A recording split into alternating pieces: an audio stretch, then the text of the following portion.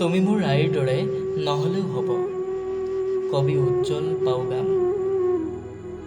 মোৰ আইৰ দৰে তোমাৰ চুলি দীঘল নহ'লেও চলিব, যি চুলিৰ অৰণ্যত হেৰাই গৈছিল পিতাই।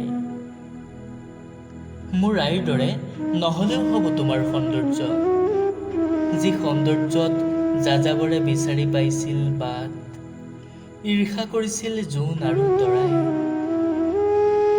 মোৰ আইৰ দৰে নহ'লেও হ'ব তোমাৰ মাত, যি মাতত মুগ্ধ হৈ পিতাই হৈছিল নেপোলিয়ন, যি সুৱদী কণ্ঠস্বৰ শুনি নাচিছিল ফুল আৰু পখিলা।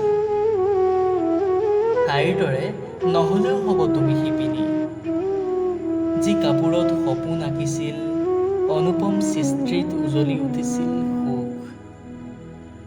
পিতাইৰ পথাৰত আই ৰাণী হোৱাৰ দৰে তুমি নহ'লেও হ'ব ৰোৱনী দাৱনী, নাকাটিলেও হ'ব সুখ দুখৰ লখিমী। আয়ে আপোন কৰি লোৱাৰ দৰে পিতাইৰ সমস্ত দুখ যন্ত্ৰণা তুমি কঢ়িয়াব নালাগে মোৰ দুখ। পিতাইৰ সুখৰ বাবে, পিতাইৰ ভালৰ বাবে মোৰ আয়ে গোসাঁইৰ ঘৰত পুৱা গধূলি বন্তি জ্বলোৱাৰ দৰে ইচ্ছা যদি নাথাকে নললেও হ'ব গোসাঁইৰ ঘৰত আঁঠু, নজ্বলালেও হ'ব বন্তি। তুমি মোৰ আইৰ দৰে নহ'লেও হ'ব, তুমি হোৱা। কিন্তু এটা কথা ঠিক, মোৰ আয়ে পিতাইক ভাল পোৱাৰ দৰে তুমি মোক ভাল পাবই লাগিব। পোহৰাব লাগিব মোৰ